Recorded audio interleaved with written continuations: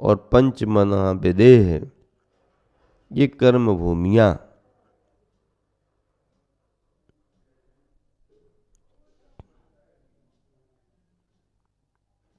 15 कर्म भूमियां। कर्म भूमि किसे कहते हैं? जहां पर 80-80 कृषि, वाणिज्य, विद्या और शिल्प की आजीविका होती है। अपनी आजीविका के लिए जहां पर कर्म यानी मेहनत पुरुषार्थ किया जाता है, उसे कर्म भूमि कहते हैं। भोग भूमि किसे कहते हैं? जहां पर आजीविका के लिए कोई परिश्रम पुरुषार्थ नहीं करना पड़ता है, वो भोग भूमि मानी जाती है। कर्म भूमियों में कर्म की भी प्रवृत्ति होती है और धर्म की भी प्रवृत्ति होती है। नियम संयम का पालन भी कर्म भूमि में ही होता है। मोक्ष मार्ग कर्म भूमि में ही मिलता है। भोग भूमि में सम्यक दर्शन, सम्यक ज्ञान तक की तो बात है, सम्यक चारित्र नहीं। हाँ, सम्यक चारित्र भोग भूमियों में नहीं है।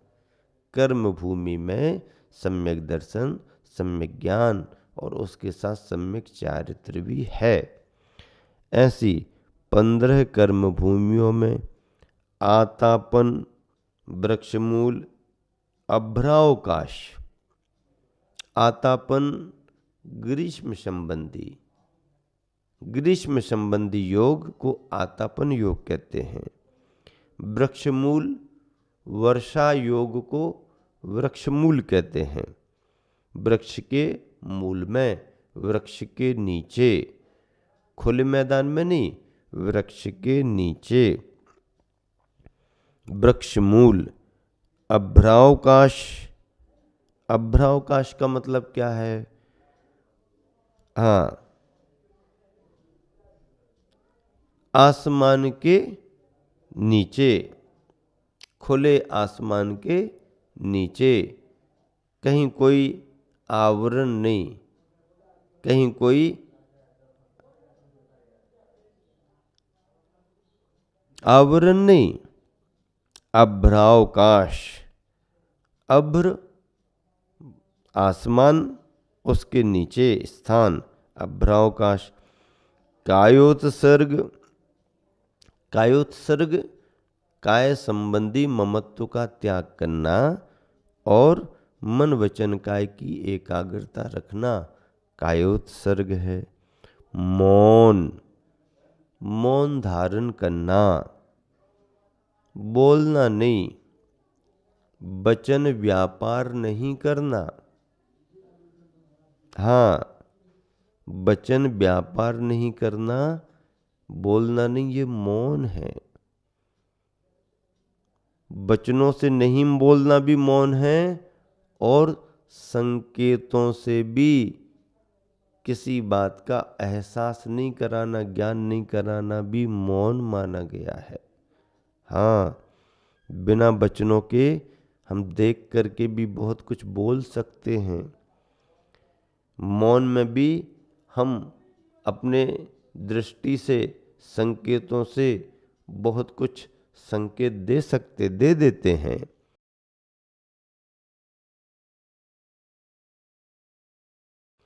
इससे भी मौन रखना बहुत आगे की बात है, बहुत आगे की बात है।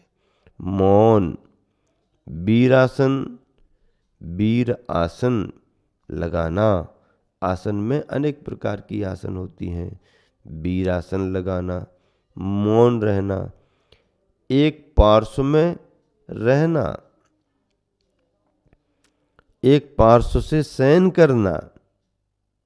हाँ, एक के पास, एक के पास, एक पार्श्व में रहना। कुक्कुटासन, कुक्कुट आसन लगाना के साथ 4-6 पक्ष के उपवास आदि योग से,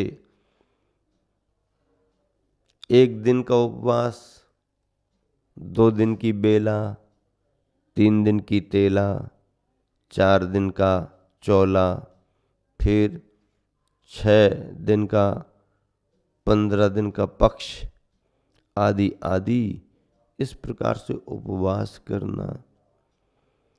आदि योग से युक्त सर्व साधुओं की मैं वंदना करता हूँ।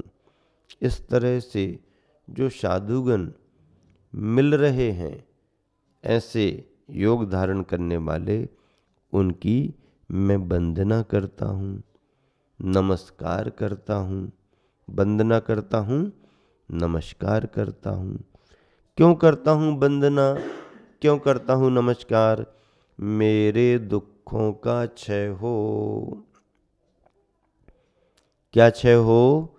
मेरे दुखों का क्षय हो, कर्मों का क्षय हो, बोधि लाभ हो, सुगति गमन हो, समाधि मरण हो, और मुझे जिनेंद्र देव के गुणों की संपत्ति प्राप्त हो। कितनी बढ़िया बात कही। दुखों का क्षय हो, कर्मों का क्षय हो, बोधि का लाभ हो, सुगति में गमन हो, समाधि मरण हो, और मुझे जिनेंद्र देव के गुणों की संपत्ति। कौन सी संपत्ति?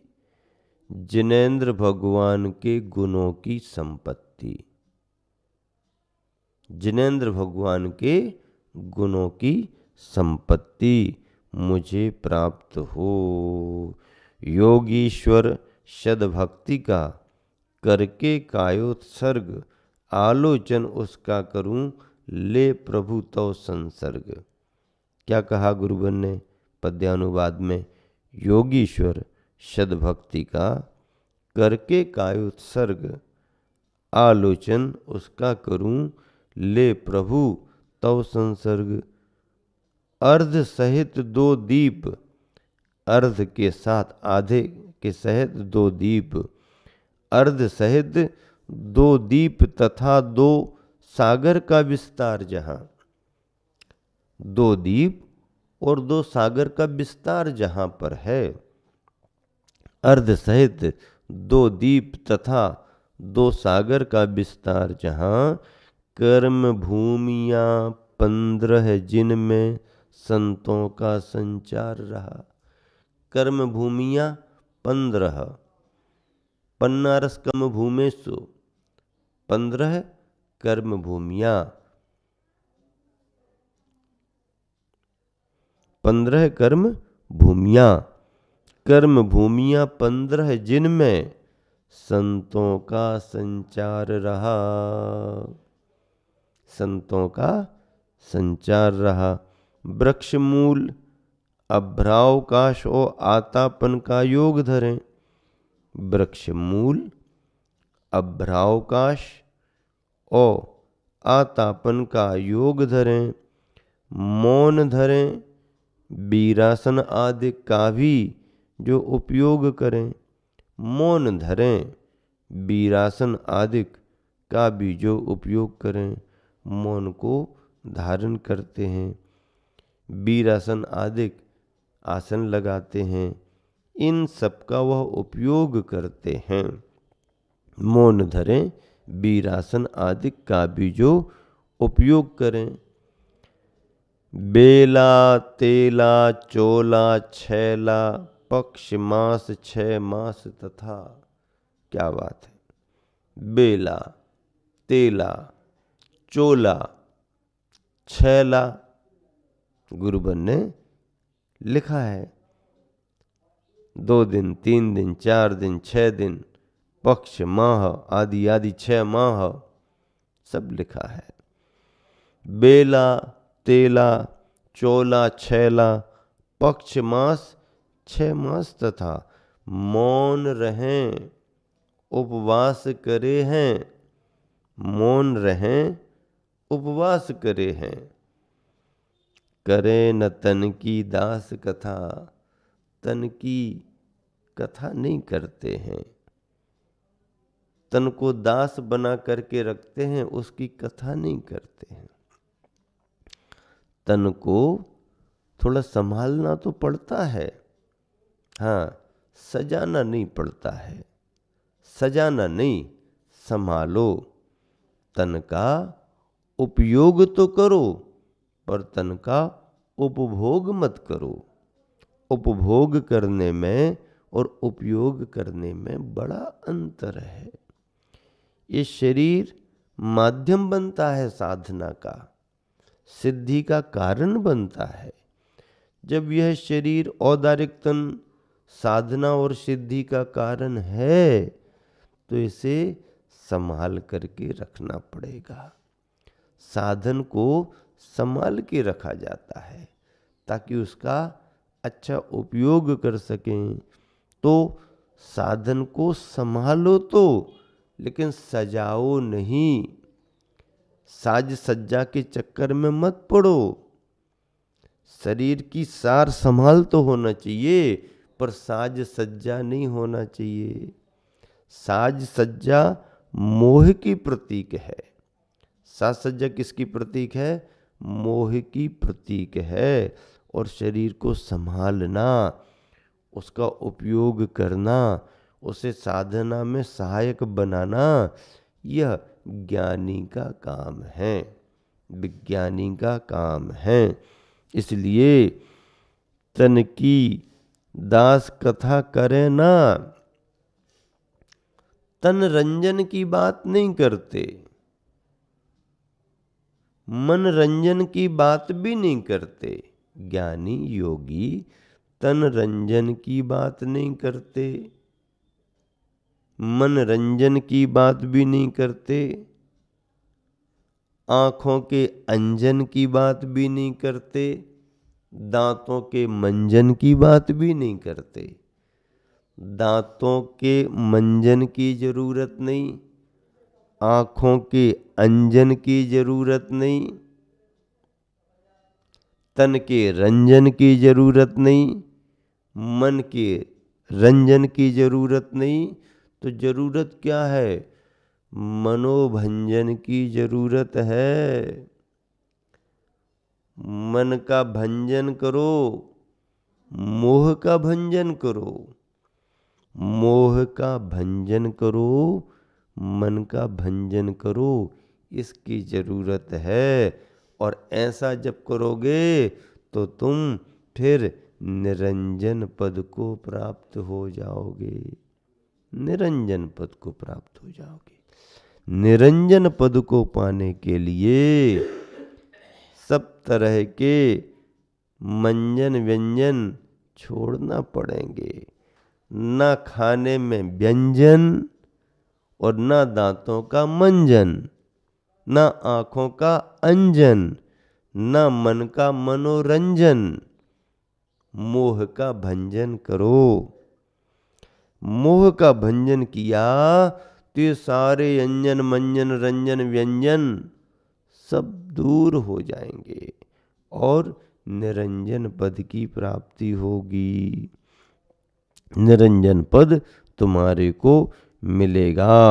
भाव भक्ति से, चाव शक्ति से निर्मल कर कर निज मन को, भाव भक्ति से, भाव भक्ति से, चाव शक्ति से निर्मल कर कर निज मन को, अपने मन को निर्मल कर कर बंधु पूजूं अर्चन कर लूं।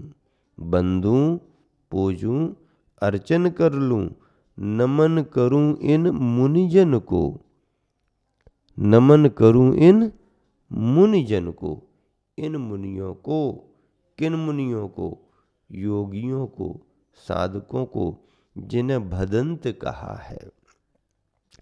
ऐसे योगी साधक मुनिजनों को बंधूं पूजूं अर्चन कर लूं।